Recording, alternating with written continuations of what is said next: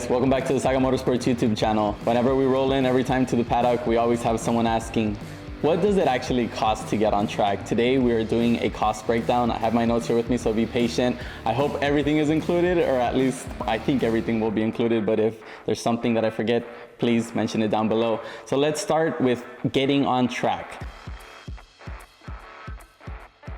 So first step, if you're becoming a member at a track, there's an initiation fee, there's a yearly fee, or there's a initial entrance fee, and then there's monthly fees, right? If you're doing it with a smaller track, maybe like ECR or MSR Crescent, I think those two are even valued a bit differently, but ECR, I believe membership entry is gonna be $5,000, which is a decent amount. So $5,000 for your initiation fee or initial fee, and then I think you have monthly dues that are a couple $100.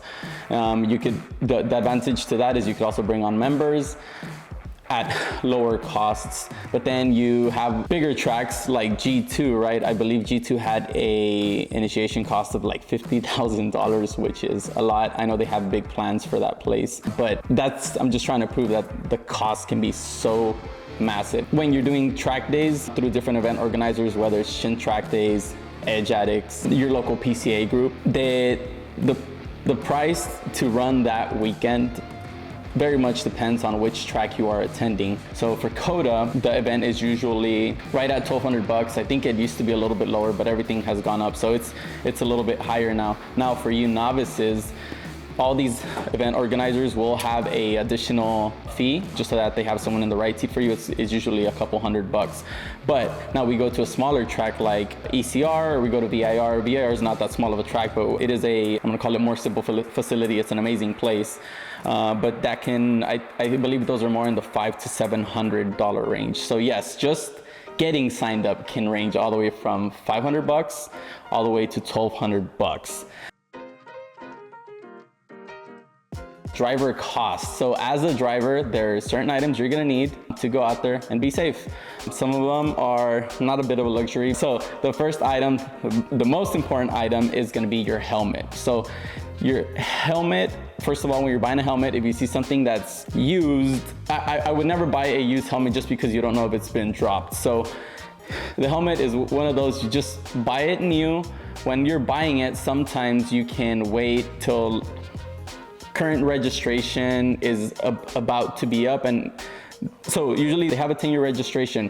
Once the first 5 years are about to be up, they're gonna come up with a new cert, so the 2020 helmets will be a bit cheaper. I'm not saying to go that way, but what I am saying is get a helmet that has current registration and get a good helmet. Your life literally depends on it. So the helmets can range anywhere. I'm just gonna compare from like a Bell to a Stilo that has comms in it and everything. The Bells, I think, can be right at the $500 mark. The Stilos can go all the way up to like the $1,200 mark for the composites. Now, if you're bougie, you wanna get a carbon helmet, that's totally different. You're shaving ounces at that point, but it's definitely not a necessary item. With that is gonna come a balaclava. A modern head sock, one that has fire ratings, will usually cost you right at $100. The next device, a Hans device. Critically more important than a helmet, but you need a helmet to connect it to, right? So the Hans device, if you do a next gen or a Hans device that are only to be used with 6-point harnesses, I believe now they're like $400. Now, if you're getting into this, I would very much recommend you do a hybrid Hans device. And just because, like I've mentioned in previous videos, I think it's a device that can take you through your whole motorsports career, from being a complete novice to doing track days, to racing, to instructing one day, right? And the certification, I don't know if those can be recerted, but the certification should last around 10 years. I think 5, but then you can get it recerted. So certifications last a long time, but the cost of one of those hybrid devices are gonna be right at the $1,000 mark, depending on where you buy it, depending on where you find it. I'm just gonna say $1,000. It could be a little bit more, could be a little bit less. Gloves, it can go anywhere from karting gloves all the way to correctly rated gloves that have the seams on the outside. Yes, you heard it here. So these gloves are made to be comfortable for your hands, not for the steering wheel. So once you get into the higher cost gloves, they have inverted seams, and that's just so that your hands are comfortable. Yes, we all start and say, gloves don't feel good, or like, I can't grab the steering wheel correctly. You'll get used to it quickly.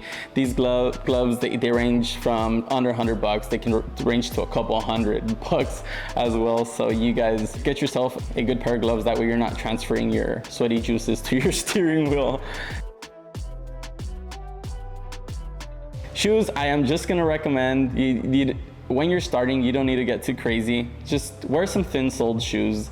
Ones a lot of people like to use the usual Vans, but I would push them towards more like the Pumas, just something that has a super thin sole. You really want to have dexterity with that brake pedal and with that throttle pedal. So just anything with a thin sole. So I guess like a regular Puma can be like $100. Now if you go to the Alpine Stars, that it's kangaroo leather, they're super comfortable. I think they're like $300-400 for just a pair of shoes. Now suits, you could start doing track days with a karting suit, and a lot of people do that, right? Because they're transitioning from karting, doing autocross, all that stuff. So obviously karting suits have different properties. We won't get into all that, but they're basically more anti-abrasive. But a karting suit can cost $350, and then that takes you all the way. So I think a high-end suit can be $3,000, $4,000, $5,000 for the really nice stuff. So the range is just absolutely crazy with those. I've seen people even use like the drag racing tops and bottoms that are fire rated. You can use that as well.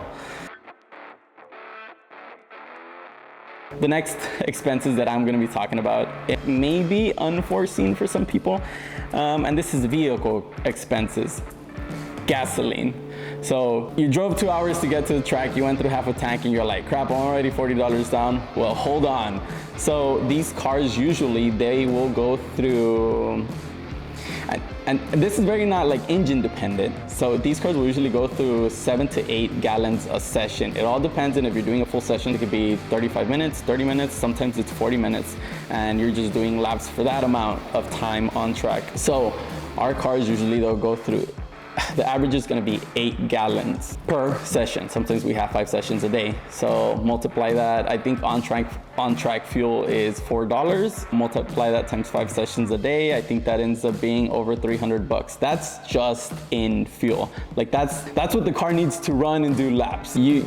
Even if you have a Corvette or something like that, you don't need to be putting race fuel in these cars. Most of these cars will be fine with just 93 octane. Now, if you have a car that's making 700 horsepower, which I think you go do straight line speed at that point, but that's a whole other topic. And that 93 is completely fine. All these tracks usually will have on-site fuel, and which is usually a little bit inflated, but there's always fuel. And next is gonna be tires. So tires is one of my favorite topics. It's one of my favorite things to test. Whenever I see a new compound out there, I will literally slap it on the car I'm driving, and I am gonna drive it almost to the cords. Yes, is that unsafe? Maybe, but what I'm looking for is how long the tire lasts for the cost. So all together with that is size, right? So if you have a car that has huge wheels, the tires are gonna be expensive. So that's one of the reasons that we, in our Porsche GT cars, try to lower the wheel size, and that's why we bring them down to 19s from 20, from sometimes the staggered side of 2021. It's just the smaller the size, the cheaper the tire gets. Again, tires can range anywhere from $300, I'm gonna call it, on the bottom end, to I think some of like the Hoosier 7s now are like in the mid 600s per tire. So multiply that times 4, it gets expensive. The Hoosier, I think, sets now are $2,600. We test so many different tires, just chasing what's gonna get me the most life with the most performance. If you guys want to see a breakdown of that, that's its own separate video. Please let us know if you guys want to see that down below. I don't want to get too technical with tires, but you have to have parts that supplement. And what I mean by that, if your car doesn't have enough camber, you're going to tear through a set of tires a weekend. So then your cost of these tires that can actually last 3 events, but only last 1 event because you don't have the correct camber, the cost just goes through the roof, right? But you need to spend additional money to put more performance parts on the car in order. So it's, some things are before the other. It deals with tire longevity, but I'm just gonna tell you what a performance alignment can cost. So I've had performance alignments from good shops in town, cost anywhere from $300, and if you want a car that's corner balanced to you, meaning they put your weight in the car, do the cross, make sure the car turns left identically to how it turns right. It's a whole nother topic, but that can cost up to $700, $800 just for an alignment, right? This is what we love about the Porsches. They come so ready out of the box that they can be aligned to what the tire wants, right? Which some cases it's 3.5 degrees of camber, and usually most factory cars that are already from all these different brands made for the track, they won't come that adjustable. The next vehicle expense is gonna be fluids. The two crucial fluids, in my opinion, are gonna be engine oil and brake fluid. So brake fluid, I'm not gonna bother with telling you guys, try this, try that. We use SRF, so Castrol SRF. The reason I love Castrol SRF is we literally ran it for a decent amount without bleeding. I know this was at the start when we had no idea what we were doing. We ran it for a decent amount without bleeding, and the fluid was completely fine. The positive of Castrol SRF is it's available on Amazon. So you can literally get it. A lot of fluids like the endless stuff, which are amazing, you can't go to a shop and pick it up tomorrow.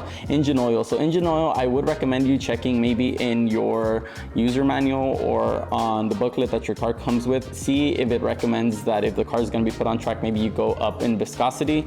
Say the car runs an OEM 040, but sometimes it'll say like, hey, if this car is going to be driven in high performance driver education events, bring the 0 up to a 5, so run 5 weight 40, or go to the forums. People have a lot of good information where they'll be like, no, use the Motul 540 instead of the mobile one. After every 3 track events, I like to change the oil. It's cheap assurance that you're gonna keep the engine happy. So I didn't say how much a bottle of Castrol SRF costs. A bottle of Castrol SRF is now like $54 per liter. Expensive, but like I said, it works. Engine oil, you guys know what that costs. I think 5 quarts of a really good oil can be like $50. If you're like in a Camaro, it takes like 10 quarts or something like that. So $100 plus a good filter. And again, if you can't change the oil yourself, please factor in what it's gonna cost to get this installed to your vehicle. I'm not gonna factor that just because you go to Porsche, their hourly rate can be $300, and then you could go to the shop next to you, it could be $140, it could range to $180. So please go ahead and factor that in to the cost. Your car is gonna go to COTA, you're gonna go to big brake zones, you're gonna be hard on that brake pedal, and you're gonna go through brakes, you're gonna go through rotors, and you're gonna go through pads. So we had a friend this past weekend who bought a certain compound of pad, and it did not last long, and it was more of a street track pad. At COTA, he was maybe going 130, 140, and he has a single piston caliper on the front, and the pads did not do too well. Usually, if you're getting a performance variant of Toyota or Ford, they'll come with rotors that have enough cooling in them, so they have cooling vanes. So you'll be fine by just throwing a good pad on the car. A set of pads, like for the front axle or the rear axle, I think can range anywhere from, like a good set of pads, from $200 to $500-600. Some of the pads that we buy for the Porsches, it's literally $600 for an axle. Now, there's a big give and take, like anything. There's performance versus longevity. And that's a whole separate conversation, but if you want a pad that's gonna last long, usually it's not gonna feel good on the pedal. And if you want a pad that feels really good on the pedal and it has all the modulation and can be driven on the street, like you're giving up. So for us that don't drive the cars on the street at all, it's easy for me to say I'm just getting an endurance pad in that car that's gonna last, not forever, but it's gonna last a long while. And that's the way we just run things. But like I said, it can be up to $600-700 per axle of the car for a really good pad from, say, one of the high manufacturers like Brembo. So I'm gonna move on to miscellaneous items. So next thing, maybe you're not thinking about, and it's tools that are very necessary. It's gonna be a tire pressure gauge. I recommend you getting something that's above $50. The good brand to use is gonna be Longmaker. And those are usually, I think, anywhere from $80 to $100 for a tire pressure gauge. Again, use 1 gauge per car, super important. Tire pressure gauge, we move on to something that's crucial you do every morning to your car, and that's gonna be to check your lug nuts. So you need a torque wrench, and you're gonna need some sockets for the very basics. right? So a torque wrench, I've used the Harbor Freight stuff, it works. I do not know what they cost now. I'm gonna say 30, 40 bucks for a half-inch torque wrench that is of decent quality, and then make sure to get a socket, a half-inch socket, whether it's a 17, a 19, a 21 socket set can probably be another 30, 40 bucks. So those are things you're gonna need. Sometimes a lot of people, they get to the track and they literally come to our garage and they're like, hey, do you have a torque wrench? Because it's something that's easily overlooked, and that's definitely okay. As you guys can tell, the cost varies widely to do this. If you guys have any additional questions, please leave them down below, as I'm sure we've already been there, done that, and we will get them answered. We will catch you guys in the next video.